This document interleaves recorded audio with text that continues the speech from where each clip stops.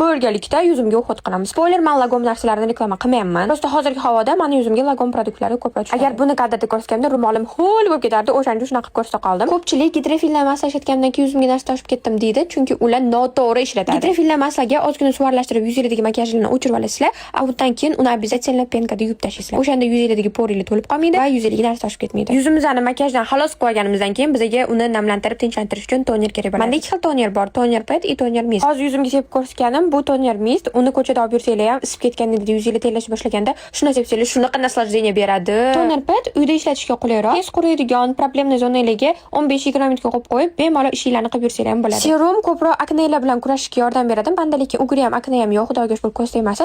Nobab ishlatishga yaxshi ko'raman, chunki undan keyin yuzim qanaqadir boshqacha yaltirashni boshlaydi. Обязательно namlantiruvchi krem ham kerak bo'ladi. Qanaqa brend mahsulotlarini ishlatishingizdan qat'iy nazar bitta brend mahsulotini ishlatinglar, chunki ular bir-birini komponentlarini поддерживать qiladigan svойствоga